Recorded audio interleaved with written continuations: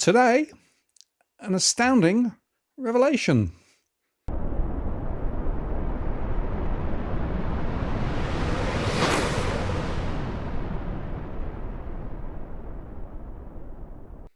Hello again, it's Martin North from Digital Finance Analytics. Well, I suppose to covering finance and property news. Well, it's Friday again, and Tarric's back for another afternoon chat. Tarric, hello, welcome back. Another quiet week, really. Yeah, just nothing much. Potentially talks of strikes on Iran over the weekend. Big moves in some of the U.S. labor market indicators, and the Liberals might be getting replaced as the opposition, at least in terms of who's coming next in the polls behind Labor.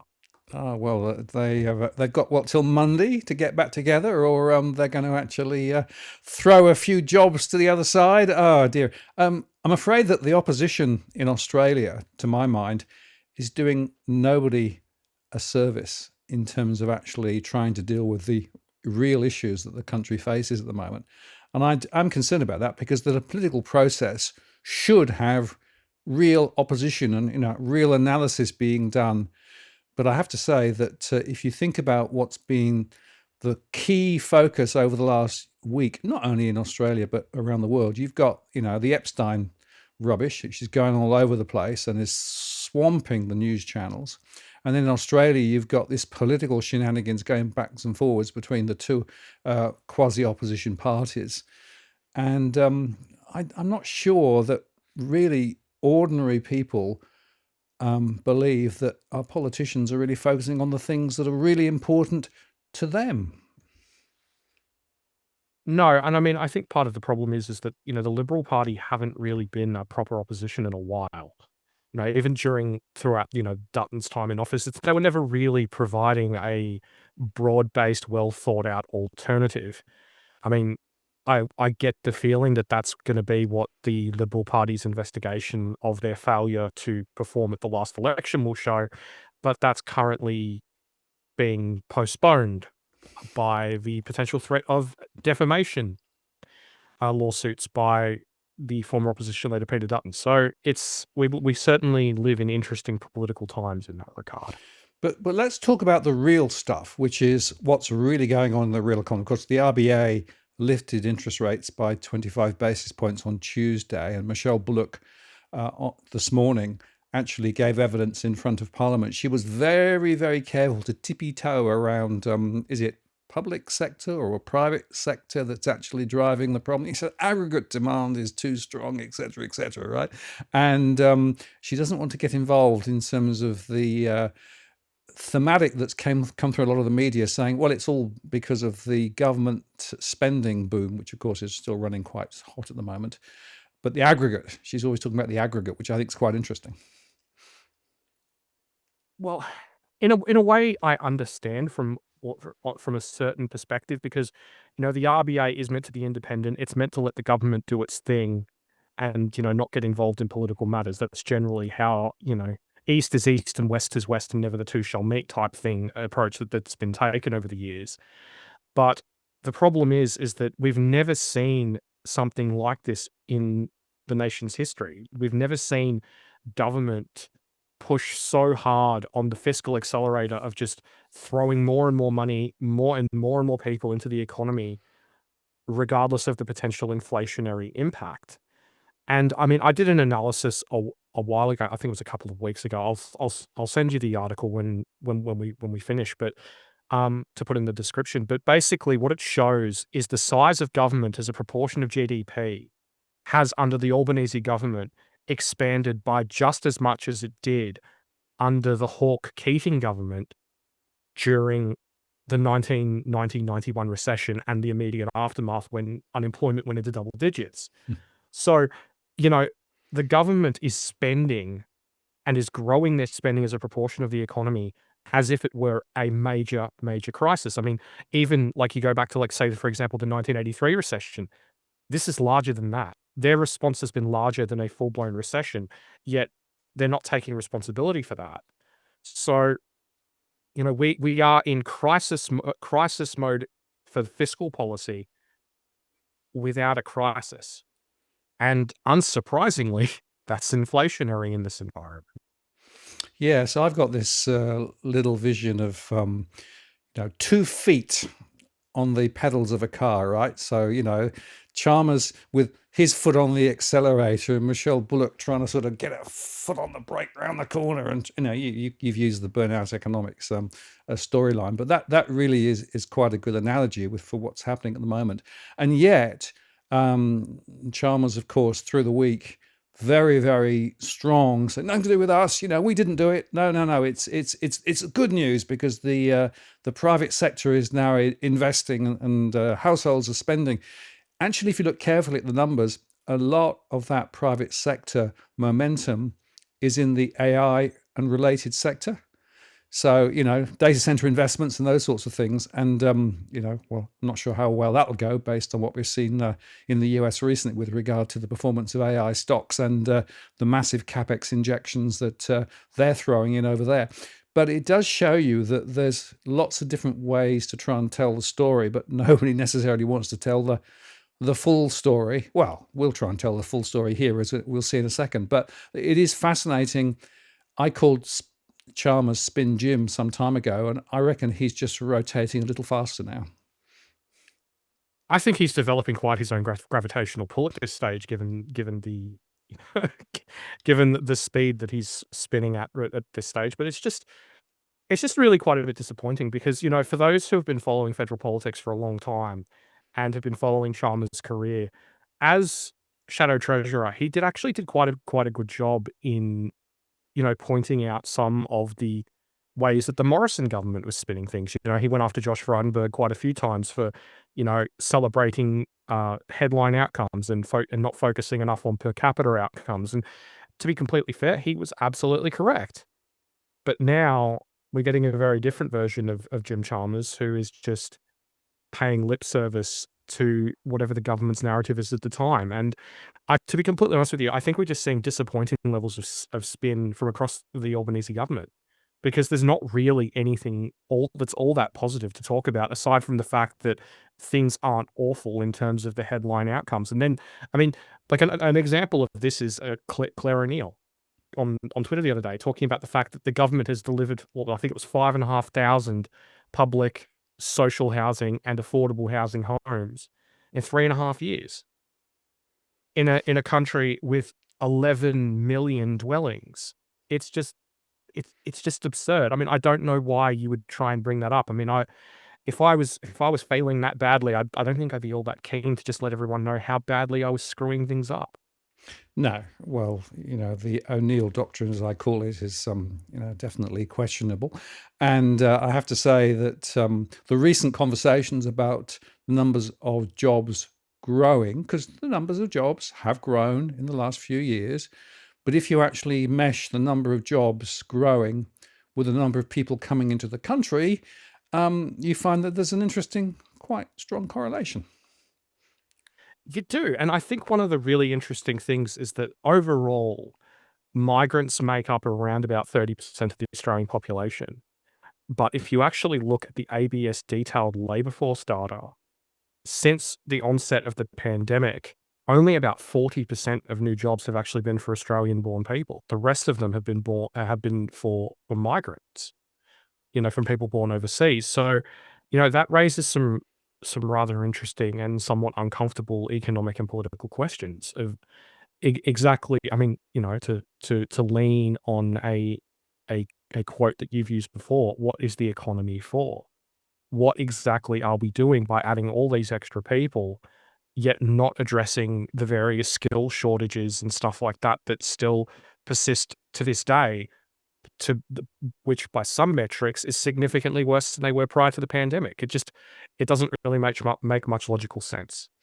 Well, I can tell you one little thing that I have in my surveys, because I track by different cohorts, the movements of different people. And I'm looking specifically at average incomes. And what I'm noticing is that the average incomes of the first generation migrants that are coming in the country, who, by the way, have some of the highest rental stress of all cohorts, is considerably lower relative to those people who've been in the country longer. So a hypothesis that I have is that some of the jobs growth, which you say is at a lower paid level, is actually definitely cohering around that particular cohort. And you wonder why. Well, maybe businesses actually say, well, I can afford to employ you at a lower level, so that's what I'm going to do. Doesn't do a lot for everybody else necessarily in terms of jobs momentum. And of course, it continues to cramp growth in wages. But again, if I look at my particular data sets, there are some cohorts where wages growth is quite strong, but there are also other cohorts where wages growth is anemic at best. Well, that you make an interesting point. Justin Fabo from Antipodean Macro, he semi-regularly produces a very interesting chart on this, showing what is the level of demand effectively, of excess demand for labor going by the skill level of the individual required. And what it shows is that truly high skill labor is still very much in demand. But in terms of the low skill labor, well, we've got more of that now than we did prior to the pandemic. So that's a really interesting problem that we have, because we've got this issue, which I think is really encapsulated nicely by the construction sector. You've got a situation whereby migration is meant to be bringing in more capacity to deliver supply, whatever that may be. In the case of the construction sector, that's homes and work on homes, whether it be renovations, maintenance, etc. But you've got a situation whereby the average migrant who is chosen for their skills is less than half as likely as a member of the general populace to be working at the coalface as a tradesman or a labourer in the construction sector. And I've also included mining in that as well, because that's how the APS does it. But it's just rather ironic that we've got the situation where ostensibly we should be importing the ability to deliver supply, when in actual fact, in some very key and important cases, we're delivering more ability to deliver more demand than we are the ability to deliver supply. Well, it touches very nicely on the core thesis we're going to touch on today, which is this question of supply and demand. And I've always got this view of the RBA flying one of those little games where you're trying to land a moon lander on the moon, and you've got this sort of stick thing, right? And you've got all of these various forces, and you sort of push the button and it goes one way, and you try and and there's lags in the system, so you pull it, nothing happens for a little while, and then and that's a little bit how they are trying to sort of land this little lander on the 2.5% target, but there's so many other forces all working in on their model and on their control system, which is at best pretty weak. I would actually argue, and they're almost flying not directly, but looking through the rearview mirror as well, which just adds a little bit of extra spice to it, because of course that means that left is right and right is left if you look through the rearview mirror. So effectively, you've got this difficulty of trying to I'm trying to land at 2.5%. Oh no, it's very difficult. It's interesting. Did you see Shane Wright's question at this press conference on Tuesday? He said, over the last few years, the Reserve Bank has managed to keep the target between 2 and 3% 8 times out of more than 40. 8 times over more than 40 decisions, right? And he said, if you were a football team, would you still be playing? And I think that's a very interesting question. No, absolutely. I mean, one of the things I think is funny is that I feel like, to go back to the car analogy, I feel like, yes, Michelle Bullock is controlling the brake, and she's driving the car. She's the one with the hands on the steering wheel, trying to drive the car backwards through the rearview mirror. And the problem is that she's got Jim Chalmers and Albo with their foot jammed on the accelerator, even as she tries to, to cool the jets, so to speak. And I think that we've just got this really major issue in that regard, because how is the RBA supposed to do anything really when they're unsure of exactly what the settings will be. I mean, a good example of this is if you go back to when Philip Lowe first raised rates back in 2022, back in May 2022. At that time, the expectation for net overseas migration for the 2021-2022 financial year was 41,000. That's what it said in the last budget, the early budget produced by the Morrison government. Now, that ended up coming in at over 200,000. So an extra more than 160,000 extra people than they anticipated, which which what exactly is the RBA supposed to do with that? How can they turn around and go, okay, well, we're gonna be able to only raise rates by X amount because we're gonna have Y amount of demand, when it's just like, hey, here's an extra 150,000 people.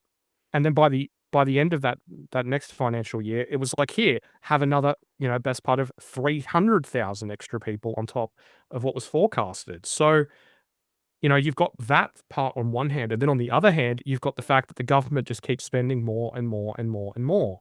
And it's got to the point now where there's only two other data points in the history of the ABS national accounts figures that have a higher level of day-to-day government spending than there is now. So I do feel a little bit for the RBA in that regard, that they are quite they are flying blind, because the problem as well is that what happens eventually when government spending runs out of scope to expand, whether that's at a state level or at a federal level or whatever, and then all of a sudden the RBA is over tightened, the economy hits a wall, and then they end up copping the blame, whether it was their fault or not. Yes, well, I do feel marginally sorry for the RBA, but I also do believe that they have actually stuffed up majorly. If you go back through the Low era, where rates will never rise, not for a long time, honest. Well, that's not what he said, but that's actually how it was interpreted. And then, of course, Michelle, continued the rate rises, and then, of course, it's held high, and now we had three cuts, and now they've had to reverse within 6 months, which is a very, very short time to go from the ups to the downs, ups again. It is, I think, a bit of a thankless task being a central bank employee at the moment, because, of course, everybody looks to them for the fount of all knowledge, except, of course, that they've only got very small number of tools, which they don't necessarily use that well. I'm fascinated by Kevin Walsh being announced as the successor in the US, because, of course, one of his thoughts is that, well, maybe in the US, the Federal Reserve has been over-fixated on trying to protect the financial markets rather than Main Street. And so, there's a discussion there about whether they're going to actually shrink, if you like, the sphere of influence in the Federal Reserve, and focus on trying to actually help real people. Now, it sounds good in theory, although we'll see whether it comes in practice. And, Michelle Bullock does, of course, talk about, yes, she understands that it's hard when interest rates go up for those people with a mortgage, but we have to do it because, we have to keep inflation down. And I sort of get that. But I don't think that the consequences on ordinary people are fully understood by those sitting around those tables and making those decisions, partly because, of course, they don't have the same financial pressures as many other people, but they're also not caught in the real labor market like so many people actually are. And therefore, there's this disconnect between the ethereal world of central banking and this sort of pulling the lever and hoping it does something, and reality for many people. And I do think that at some point we've got to question all of these fundamental assumptions that are actually being made at the moment about the way the economy works, the interaction between different elements within the economy, and the lags that are in the system. I mean, I thoroughly agree. I mean, I think what really needs to happen is we just need for government to take responsibility for the situation. I mean, yes, the RBA has tools that they can use, and I think that they should be pressing for more tools to be used by the likes of APRA. Because like an example of this is like the runaway growth in investor housing credit. You're seeing that at the moment. That's obviously injecting extra cash into the market. It's pushing up. It's helping to push up housing prices. It's you know, it's quite clearly inflationary. Yet it's not being addressed. Now, that is something that they could address. They could sit down with the Council of Financial Regulators, which encompasses the RBA, it encompasses APRA, and they could work something out to address that. But to be completely fair, that's not technically their job. Mm. It's the government's job. They should be sitting down and they should be working out various different methods to achieve, lower inflation. But the problem is that anything that they do to drive toward lower inflation is going to lower economic growth. It's going to risk a recession, and that's something that the government and not just the Albanese government, the government in general in Australia has in recent years avoided like the plague. Well, that's absolutely right. And of course, the latest credit data showed a considerable rise in investment lending, more than lending for owner occupation. And I know that APRA's got this new speed limit that they sort of trickled in. But as I've said a few times, I think the speed limit's like having a 200-kilometre speed limit. It's way above where most of the market actually is at the moment. So it's a little bit sort of doesn't make much difference, really, Interestingly, though, the recent discussion with regard to changes possibly to capital gains for investment property, well, if that does trickle through into policy in some form later, and I'm not sure whether it will or whether it's just sort of one of those shadow boxing events at the moment, but I'm already seeing some property investors saying we can't actually make the property investment story work anymore because the costs are actually too high. I can put up rents so far, but there's a limit because of the cost. The rental trajectory is more limited by income growth rather than actually the pure cost of the property. And so I'm already seeing some property investors coming out at the same time as other property investors are piling in. So again, you're right. There is an intervention story here that should be being thought about. But whether it's going to be thought about correctly or whether it's simply going to just mask the problem some more, remembering, of course, that the government has outsourced the whole story of investment housing, i.e. housing for renters, to the private sector for years and years and years. It's a rather broken situation, unfortunately. I mean, I think that there is. I mean, what's really interesting is that there is the expectation that they are going to go ahead with this. Now, to what degree that's just narrative to prepare people or narrative to generate a backlash from the property investor class and the property lobby to sort of push back on this in the similar way that you saw you see every time they try and do this around anything property related, really. I mean, CBA is saying that they think. I mean, that they said this to News Corp. I think it was yesterday or today, that they think that there is going to be changes to capital gains tax for property for investors, and that they will be changes to negative gearing. But I just wonder, what sort of changes are we actually going to see? Like, some people have said to me, "Oh, well, they're going to cap the number of properties that you can negatively gear." And if you were to just turn it off for anyone who has more than one property, then yeah, okay, I could see how that could work. But they're not going to be able to do that. It's going to be grandfathered out for existing investors. And not only that, but there's probably going to be a delay on it, which means you're going to see more investors rush into the economy to be grandfathered in to begin with. So it's a rather problematic scenario. And not only that, but what a lot of people don't realize is that the overwhelming majority of properties, at least those that are owned by individuals and not by trusts and companies, they're still owned by single property investors. They only own one property. So it's not a silver bullet solution in that regard, because, okay, you stop the people with heaps of properties from amassing more using negative gearing, but you're still leaving the door open to all these other people who just buy one. So it's a really, really problematic scenario, to be honest, because there is a basic core issue in all of this, and that is that if you want to grow home ownership rates, you need investors to buy fewer properties. You need to shrink the proportion of investors in order to grow the proportion of homeowners. And if we want to get back to where we were, say, 60 years ago, when home ownership rates peaked, that is basically somewhere around about, I mean, obviously it depends on exactly what public housing does over this time horizon, But you're basically talking about roughly around 1 in 3 property investors today being, having to sell their property to an owner occupier to get us back to where we were 60 years ago, let alone trying to make real progress towards the heights of other nations who have achieved much better, much better and greater levels of home ownership elsewhere in the world. I mean, for us to get where Singapore is, for example, you would have to see something like 75, maybe 80% of property investors sell their properties, and I mean, if you're going to try something like that, oh boy, that's going to annoy a lot of people.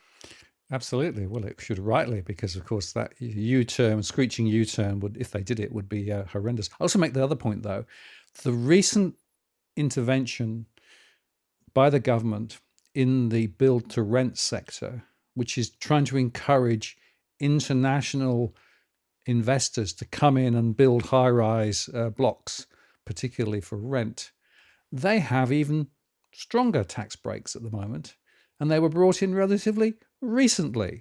So you're pulling the lever here one way to tackle one set of issues, but you're actually handing out even greater tax breaks to the big corporates, who, of course, will come in with a view of long-term investing and long-term returns that need to be quite strong, who will tend to offer properties at higher rents, and who frankly probably have less interest in the quality of construction than everybody else. So I think there's a really big hole in their argument. Oh, absolutely. But I mean, I think the thing is that if they just wanted to make things better for first home buyers, to restore the settings that we possessed previously in terms of home ownership, what they could do is just follow the same blueprint followed by the Chifley and Menzies governments in the post-war era, which is choking off credit to property investors. You choke off credit hard enough, eventually, and you build enough new homes, eventually you create a situation where home ownership rates rise. You see an improvement on, housing supply relative to demand, and basically, all in all, for owner occupiers and broader society, good things happen. And they could do that tomorrow. They could just say, APRA, okay, well, we want you to sufficiently strangle investor credit so that they only make up about 20% of all new loans, and we want you to keep it there, roughly in that range. Let's call it 15 to 25% on a rolling basis, because obviously you're never going to get it 100% right unless you just say, oh, only X number of loans a year, which is problematic. But if you were to do that, you could get that effect of removing negative gearing and removing the capital gains tax discount starting tomorrow. There wouldn't be a lag. You could literally just make it happen. And, realistically, no one can, not that, you can't really complain about that too much. Because as long as you keep the credit flowing 100% for anyone who wants to build a new home, that's fine. They can do that. That's totally cool. But as long as you just keep it to those terms, no one can really have a whinge. I mean, they can. I mean, they will, but they don't really have a leg to stand on. Oh, well, I can't get a loan for an investment property. Big whoop. No one cares. Whereas if the credit still keeps flowing to investors building properties, then that's great, because then that serves the purpose that negative gearing is ostensibly meant to serve, or has been claimed to be serving over the years. Well, of course, all of this is also overshadowed by the banks, who want to lend more and more and more. And, a lot of their credit books are actually for investment purposes. Interesting, in the UK, there's half the lending for investor credit compared with Australia. So we are double the amount in Australia, and we've had that for years and years. One of the reasons why the banks are expanding their balance sheets, extending the terms of their loans, and claiming that we can't necessarily pass on all the cuts to investors and savers, because our margins are squeezed. No, yeah, they're doing pretty well, thanks. So this is a really big and important conversation. We're going to come back to this, I think, in future shows, Tarric, because it really is the nexus. But there is an angle here, and I guess we should segue into your slides here, because at the heart of it is this question of supply and demand and how this all works. And we've got some very interesting insights to share. But let's just cut across to your headline slide today, Whoops. Which is, of course, that gold. You are a wise man. Lovely. Yeah, I thought that was a good one considering the roller coaster ride, although it's still up by a whole lot. As usual, the charts will be available at burneteconomics.com. There will be a link in the description. There will also be a link in the description to my YouTube channel, where I will be sharing some of the various clips from some of our chat, the chats between Martin and I, and also some original content to come later in the year. So we shall get straight into it.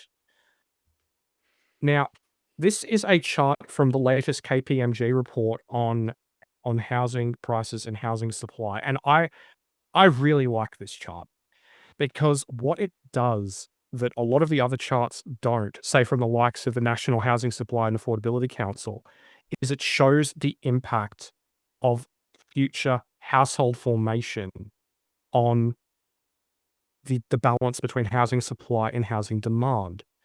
And there is a very, very important little tidbit in this that I think really needs to be emphasized. And it's the far left of that chart there that shows that we had a 40,000 home deficit in 2019-2020 financial year.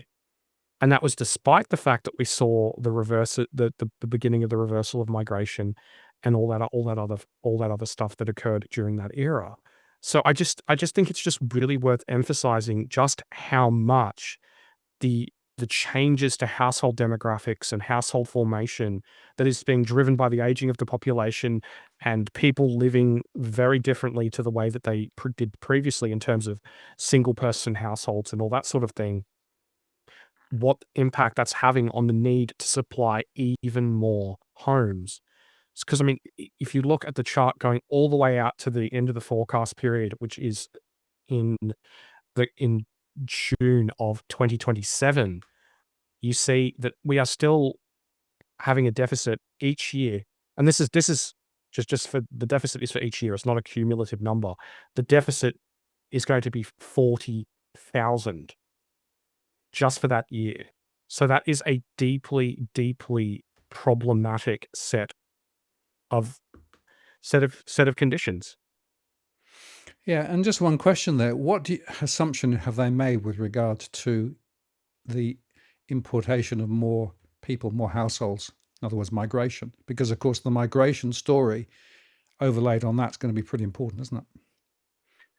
It is, I believe it is likely based on the Centre for Population Numbers. Right. Which suggested that migration is coming back a bit, but is still going to be quite strong. Yeah. Yeah, indeed.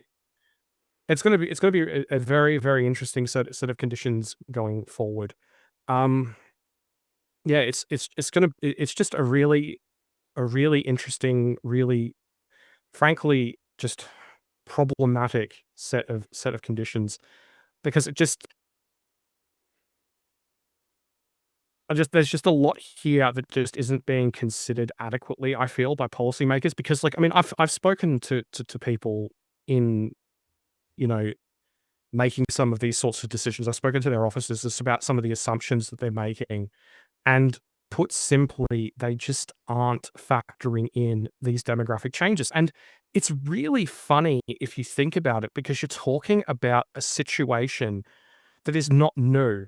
If you look back at the vast majority of Australia's post-war history, right? You look back to, say, the late 40s, the 50s, and you see that downward slide in the size of households, which means you're going to need, if you've got fewer persons per household and you've got the same population, well, that means you're going to need more. You're going to need more homes. It's Funny basic maths. Yeah. Yes, exactly. So, and that's what's continuing to happen to this day. So that is really the big issue here that I think that we have, that just isn't really adequately captured. And the problem is that once you start factoring in this type of demand driven by demographics, it basically just blows up any idea that the immigration intake that we have is viable. Now, whether you're looking at the data from KPMG or whether you're looking at an estimate from, say, HIA, who estimate that even before you take in a single migrant, Australia needs to build somewhere between 100 and 120,000 new homes each year. And that's just based on, that's just based on demographics, on knockdown, the impact of redevelopments, knockdown rebuilds, and just the natural of people coming of age in net terms. So if you plug those numbers in to with migration, it's never going to work at that level. It needs to be lower. It needs to be a lot lower. And I'm just going to make one final point before this, turns into an absolute marathon. But one of the major issues with this is that people just say, well, it can't be that we have a 40,000 home deficit this year. Where were all the homeless people? And what people don't, what, those particular people don't understand is that people will adapt to the housing situation that they have. If you throw, 500 people into a new town with 100 homes, most of those people are going to end up getting housed. It's not going to be pretty. It's going to be cramped, but they'll end up getting housed. And that is what is happening at the moment. Some people are missing out, absolutely. You're seeing them in our parks, at our beaches, sleeping in cars, sleeping in tents in our caravan parks. Those people absolutely do exist. But then there's also this other set of people in that cohort. And these people are the ones who are stuck in homes that they don't want to be in, with people they don't want to be with. Now maybe it's just it's someone who just wants to move out of their parents' house and it's relatively benign. Or maybe it's someone who wants to get away from an abusive partner and leave with their children, but they can't. And there's all of these people who are suffering as a result of this very, very clear policy choice. And I find it, to not get myself into trouble by saying what I really think, because that contains a rather large set of expletives. It's deeply disturbing that this is allowed to happen and so few people seem to actually really care about it. Yes. And of course, it means that household formation, as we've said before, is later. People are putting off having kids as a result. One of the reasons why the homegrown birth rate is still falling away. And it has profound demographic consequences into later life too. So it's important for people to get their heads around this idea of the supply and demand conundrum around housing. But it has to be way, way, way more sophisticated than the way that the government is portraying it at the moment, which means, of course, that their policies are inadequate to deal with what we're really seeing on the ground. And the social consequences, well, they're there for all to see. Okay. Now, this is from South Korean President Lee Jae-myung. And this relates to the impact of this might be a little bit funny, but the treatment of capital gains on property in South Korea. And he said, I ask those who shed tears for multiple homeowners seeking windfall profits, don't you see the blood and tears of millions of young people who give up marriage and childbirth because of soaring housing costs? Yeah. To the heart of the matter. If only our politicians... Exactly. He did not pull any punches there. He is absolutely 100% correct. And that is exactly what the data says. It's the data from HSBC. It's the data from South Korean academia, American. It's data from a recent report from the US National Bureau of Economic Research, which shows that a 10% rise in housing prices leads to a 0.1 percentage point drop in the birth rate. And that the problem with that is the effect is cumulative. Yep. So as the prices rise and rise and rise and rise, the birth rate falls and falls and falls and falls. So naturally, this is not the only factor in this particular puzzle. But as the South Korean president emphasizes, and as the data emphasizes, it is a very key element of it, which I think really needs to be addressed right in the here and now.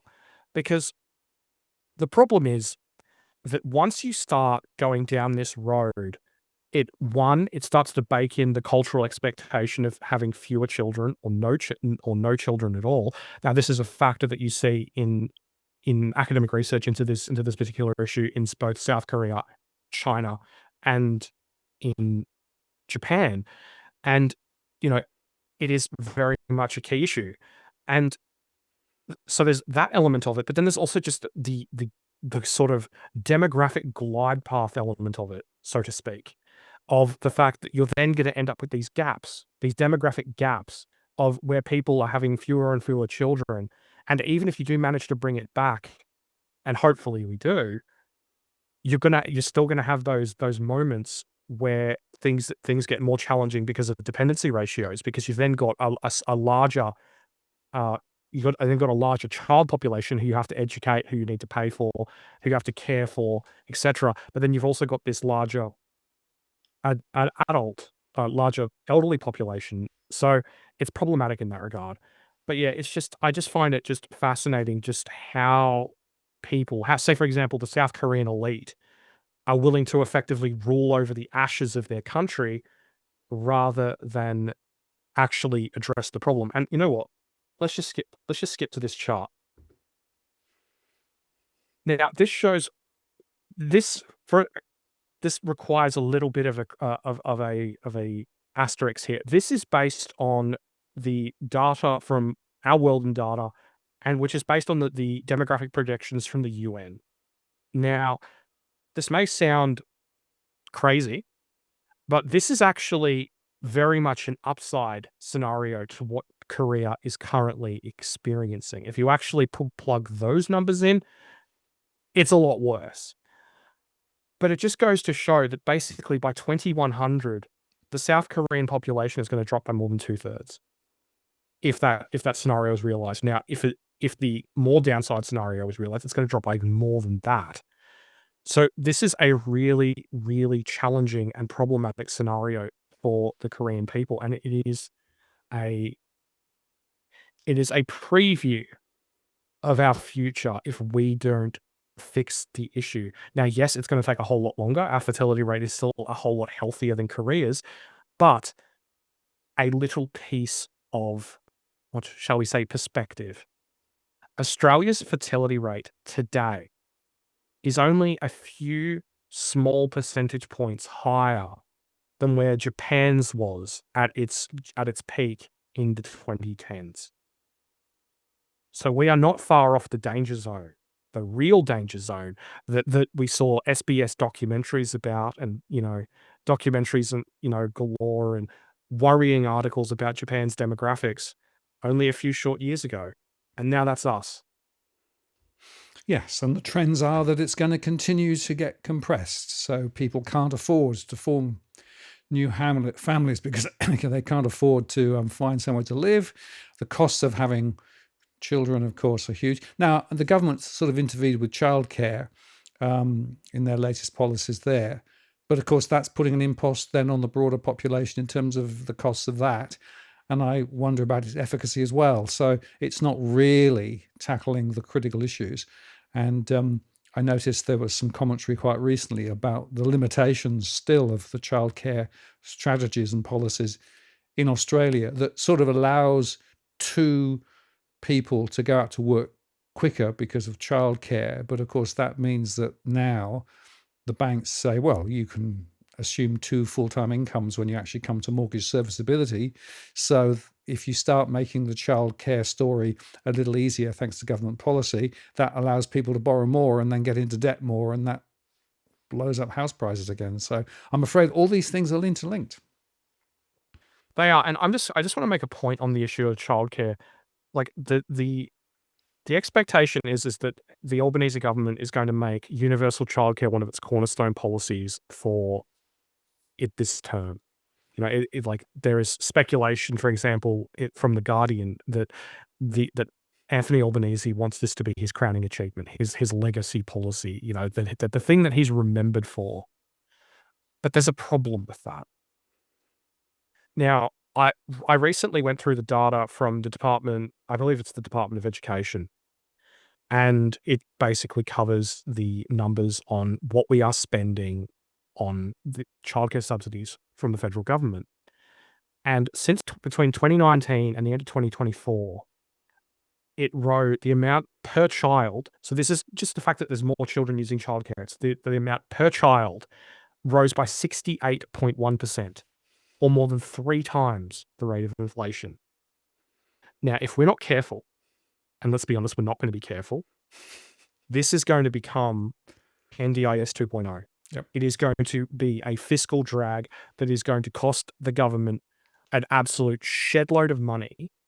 It is going to enrich the people who provide these services, and it is going to be a white elephant that is going to, that, like the NDIS, is an emotionally charged, deeply, shall we say, feelings-driven political issue that you're not going to be able to touch or fix, because if you do, you're going to be accused of being a heartless bastard. Yeah, and that, of course, is the issue. So you might start out with good intentions to try and fix a bit of an issue, which is a critical issue, and it sounds good from a political perspective, but the fallout, the implications are profound. The NDIS story is a good example of that. AUKUS is another good example of that. It's even worse, I think, when I get our subs, according to an article I saw the other day. And the childcare story, again, policy needs to be carefully crafted with a good view of what the real implications are going to be, not just today, not just through the next election cycle, but down the track. And unfortunately, particularly on the Labour side, we seem to be in the situation where, well, we're going to start down this journey, and then you look back 20 years later and discover that it's a huge impost on the budget, which means you can't then spend on other things, or you have to continue to push taxes higher.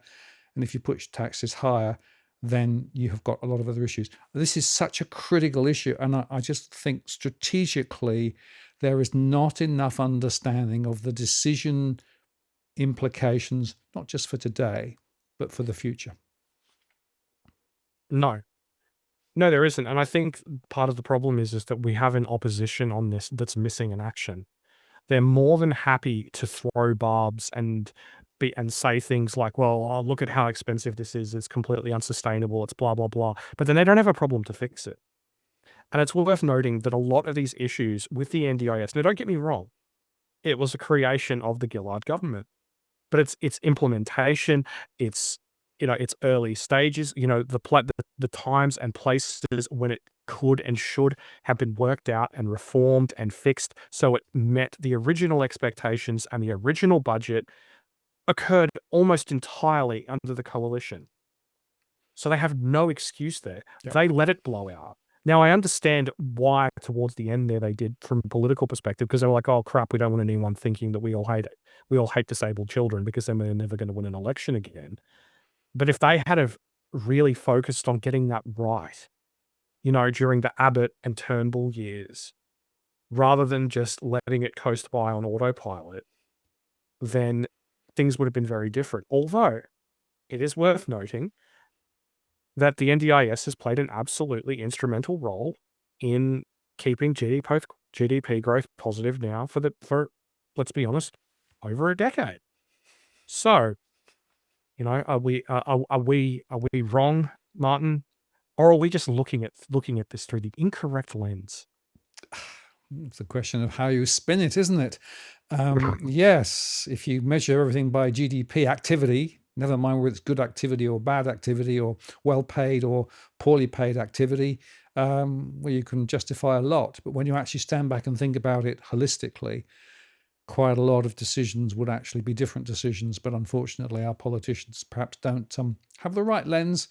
We will continue to believe that the lenses that we present here are actually the most appropriate to make the best decisions for ordinary Australians, I think. Oh, by the way, if you want another correlation, Tarric, look at rents. Look at how rents have actually shaped recently. You've got a wonderful chart here, which we might just share, which shows how, guess what? The number of working population, people, and rents are, well, correlated. Surprise, surprise. I know it is truly shocking. I mean, I have spent the last 10 years being told by people that just it was about supply, supply, supply, supply. I mean, that's literally what Governor Philip Lowe said during his appearance before a Senate committee, just quizzing him on how things were going, and his answer was, "Well, the answer is supply, supply, supply." That was it. There wasn't anything about demand in that particular sentence. It was just 3 words: supply, supply, supply, and I think there was probably an exclamation point at the end. Anyway, what this chart shows is in orange, we have the New South Wales working age population growth per dwelling completed for that particular year. And as you can see, generally speaking, during the sort of Howard era, it was somewhere between, sort of 0.7 and about 1.7. And that was actually quite favorable. As you can see here, real rents during most of the Howard era were either flat to relatively low. There was a little bit of a spike there in 96, 97, but generally speaking, it spent most of the 90s being relatively weak. But when you sort of zoom out and take in the big picture here, what it shows is that there is a strong correlation between the number of additional people being brought in per additional house, per additional home being built versus rents in real terms. So it's just a very, very simple illustration of the fact that supply and demand very much is defining for the rental market. As much as all this other commentary would like to pretend that it isn't. Yeah, it's a definitive correlation that we see here, and it's logical if you think about it. If there are more people looking to find somewhere to rent, then they're more likely to be able to pay more. It's going to put the rent up, and therefore more people are going to be disappointed, but others will be housed. And I do remind everybody that, of course, rents, as I said earlier on, are sort of linked to income growth rather than actually the cost of providing the housing. That's just a natural thing. And in fact, your next slide shows the real problem that we've got with regard to real wages, because guess what? It's not looking good. No, it's not. This is what this shows is real wages since the start of the current ABS wage price index, which began in September of 1997. Now, what I've done here is I've broken it up into different eras because it's very much a tale of multiple, quarters in this particular instance.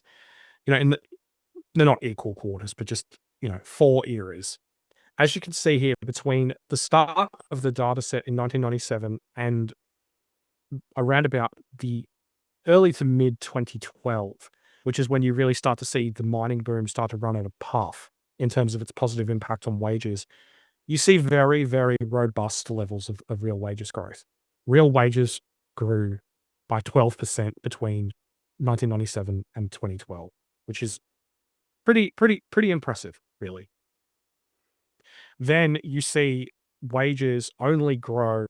wages, I should say, only grow by around about a bit over 2 and a bit percent between 2012 and 2019. Then obviously there's the pandemic where you see real wages spike as lower skill workers, particularly temporary migrants, exited the labor market, and in some cases flat out exited the country. And then in yellow, you've got the era of the Albanese government, where there has been a degree of recovery, but that comes with something of an asterisk. The problem is that particular uptick was partially, and some would say heavily driven by the impact of the Albanese government's electricity subsidies and those provided by various states and territories. So that distorted the level of headline inflation lower, which pushed up the level of real wages. Now, it's worth noting that if you look at the RBA forecast, that is now expected to reverse.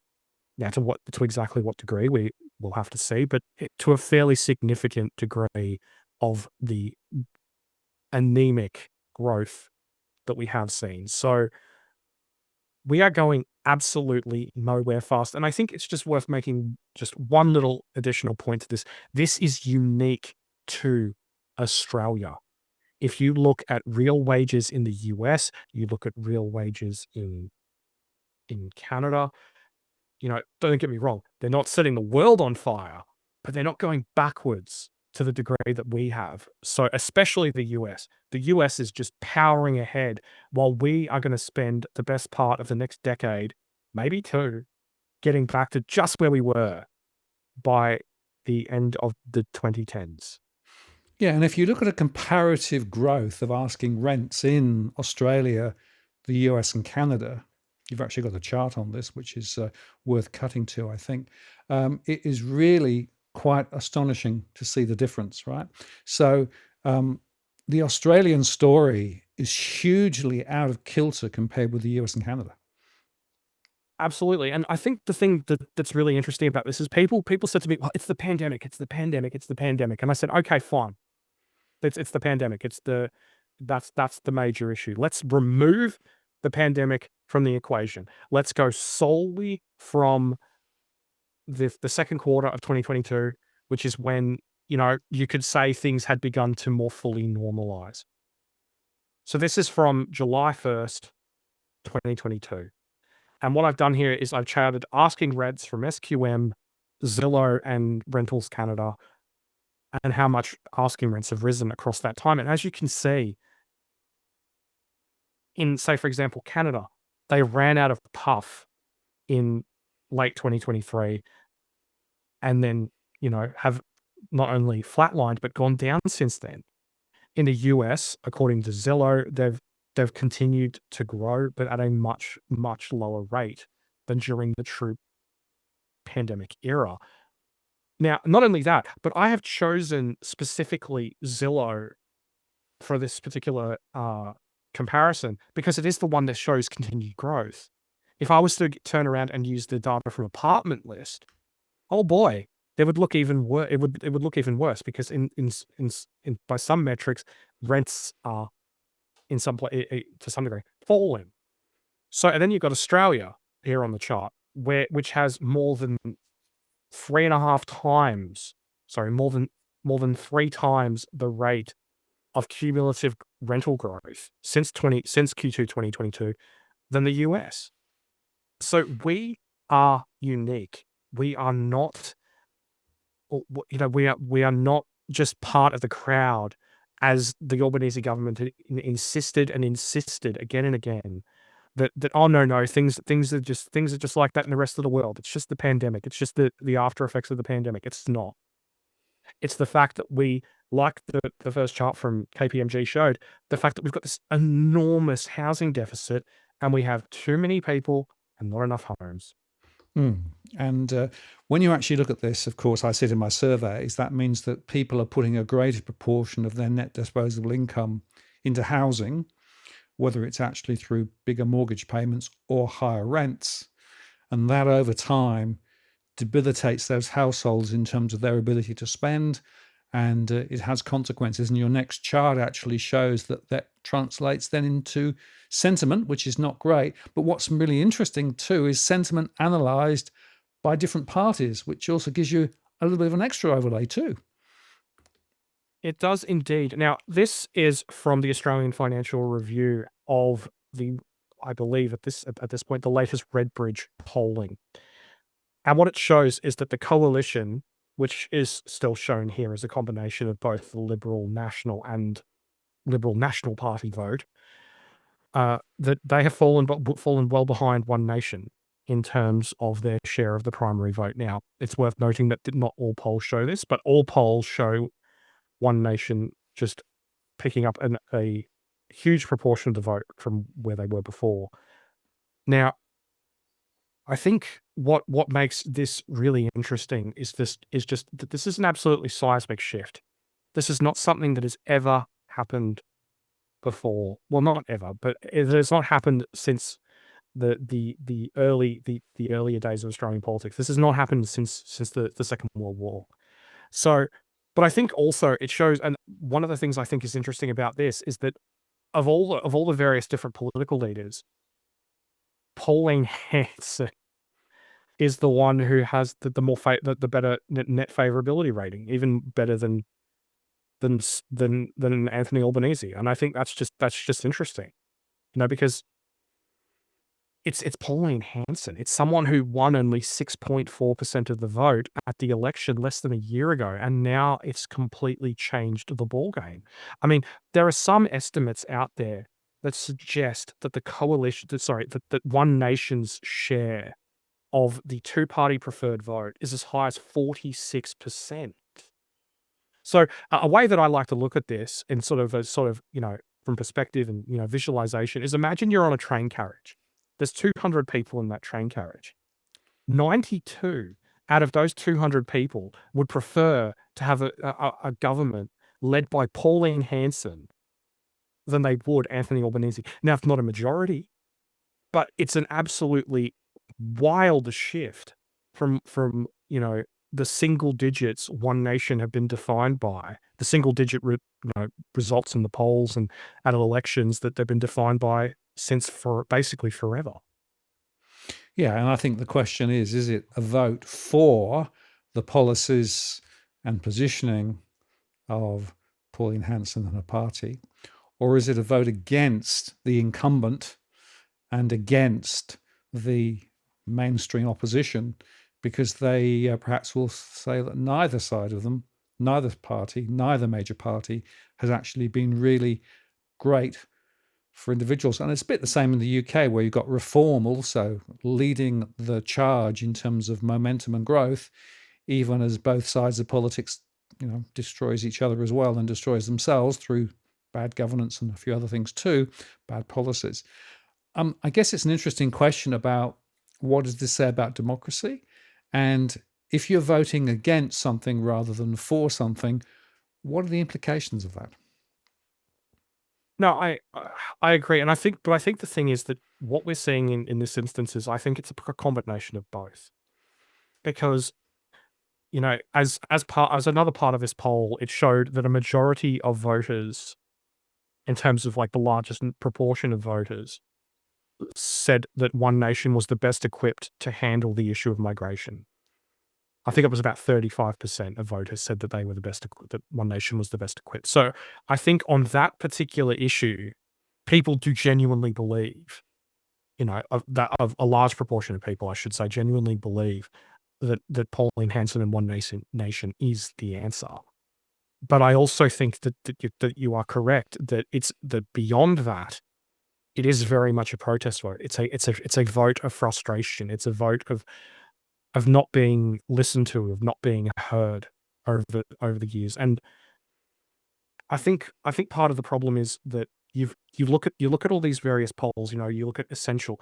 The majority of people say the country's on the wrong track. You look at, I think it was either Essential or Resolve. A majority of Australian women say that migration is generally negative.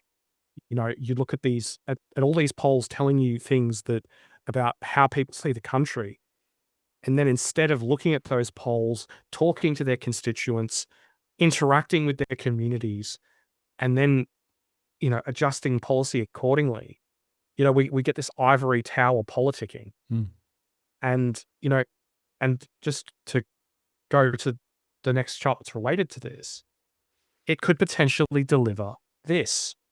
Now, this is a projection from 6 News, which has put together, a model based on YouGov's latest polling, which runs up to the end of January. And what this shows is that Labor is also exposed to losing seats to this new set of conditions. This has them losing 16 seats, while the LNP and the Nats are expected to lose 19 seats. Meanwhile, One Nation is expected to be up by 32. So you're just seeing this complete fragmentation, potentially, of Australian federal politics. Now, I think this is worth adding something of a qualifier to. We don't know how the preferences are going to flow at the next election if One Nation remains in a position, in this sort of position. We simply don't know, because the problem is all these various models have generally operated under the idea of a two-party preferred split between the coalition and Labor.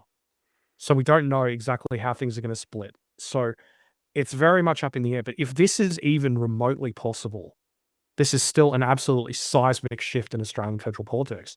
And I think it also just should be a little bit of a warning for the Albanese government. Because there is a message here that it might not just be the coalition who gets hit by this. It could be you as well.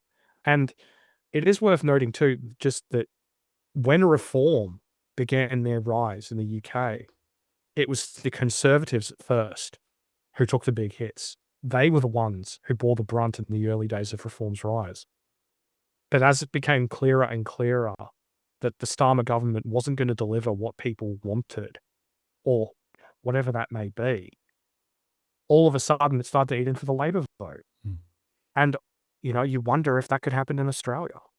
Well, I think it could, particularly if you've got that other chart that shows how issues are spread across parties, and the fact that effectively nobody really has much focus other than the rate of immigration, which is lodged quite interestingly amongst One Nation. No, that's a really good point. It just goes to show that singular issue is really gaining One Nation a great deal of traction in the current environment.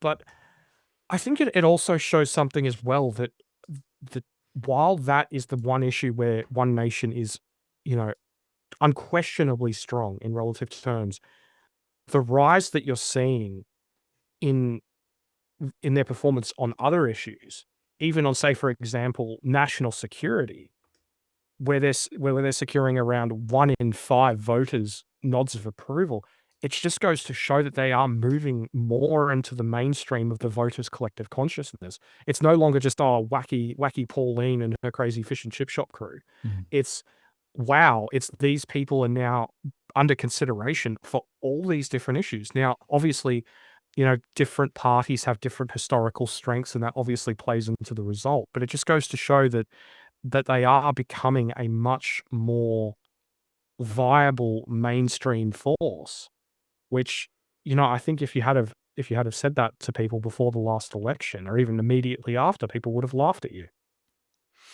Yes, I think it underscores this idea that there's a lot of influx at the moment, a lot of people looking for alternatives. Barnaby, of course, going across to Pauline is part of the story too. I wouldn't be surprised to see more defections.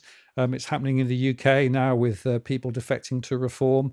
You could argue that there are more on the more conservative side of politics drifting across, but in fact, rumours now are that people from Labour in the UK are also going across to Reform because, well, is it rats leaving a sinking ship? I'm not sure, but it really just shows you how fluid it is because of a policy failure over many years. And we've got the chart here on consumer sentiment split by the different major parties, which is a fascinating little underscoring of what's going on in Australia. It is. Now, I was recently looking at the University of Michigan consumer sentiment chart, and it basically shows what different households think based on their political allegiance, whether they are an independent voter, which is basically someone who's politically unaligned, or whether they're a Republican or a Democrat. And it got me thinking, what does it look like for Australia? And it turns out the RBA has done a fantastically interesting analysis on this. And what it shows is that if a Labor government is in power, Labor voters are more positive about the future and the present. If a Liberal government's in power, Liberal voters are more positive about the present and the future. And then the moment that party loses power, the moment that their party loses power, all of a sudden it's a case of, oh, yeah, no, my outlook's not so good anymore. I don't think that we're, I don't think the country's on the right track anymore. And you can really see it just, I think, quite nicely in the chart in the purple down the bottom, and just how the spread changes depending on who's in power. And I don't know, as someone who strives to at least make an attempt at, what would you refer to it as, an attempt at perceiving some sort of objective reality, I can't help but just be taken aback by just how dramatically people's perception changes based on their politics. So in a lot of ways, might annoy some people by saying this, but in a lot of ways, political allegiance is a little bit like a mind-altering drug. Yeah, well, I remind us of Hitchhiker's Guide to the Galaxy and the Infinite Improbability Drive, right? And as they sort of dial the infinite improbability drive back down, it basically at one point said, normality has been restored. Anything else is your own problem, right? And I think that's the point, right?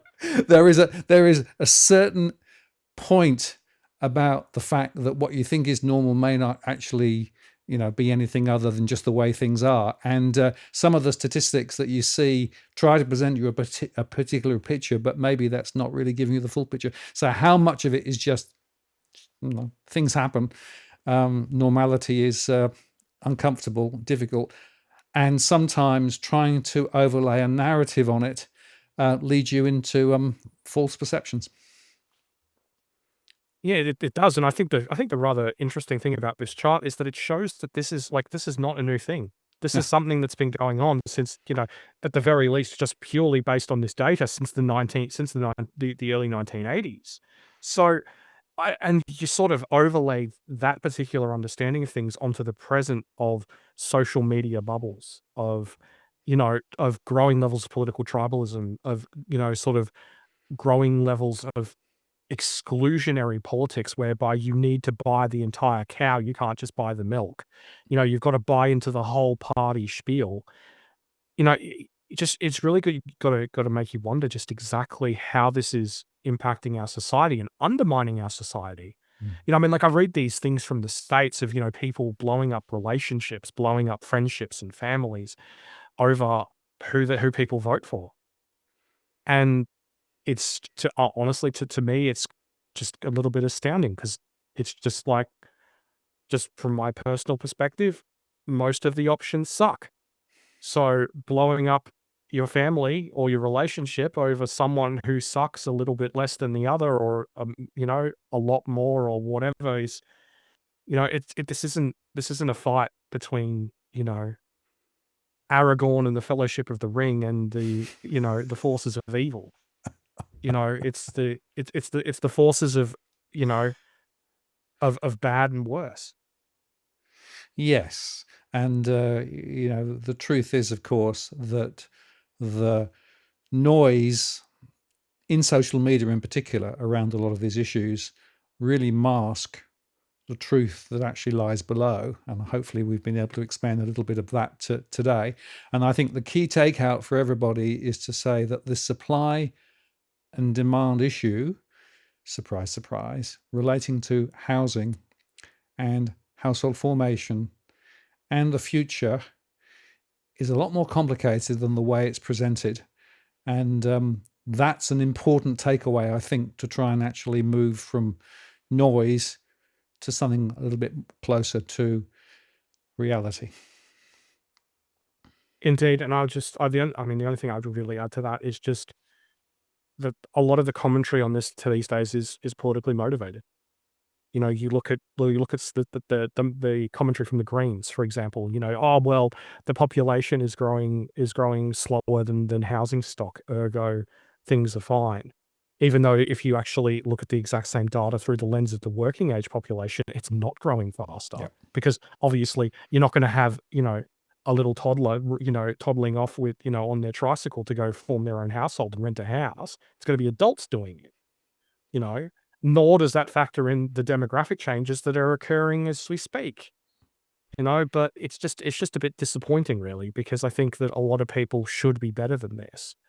But just ideology is just a bit much of a blinder on at this stage, unfortunately, it would appear.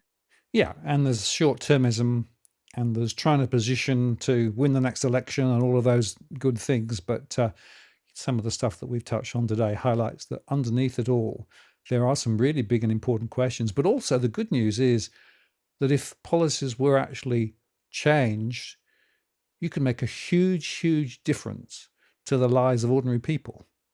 And that, for me, I think is the key takeout that I want to underscore today.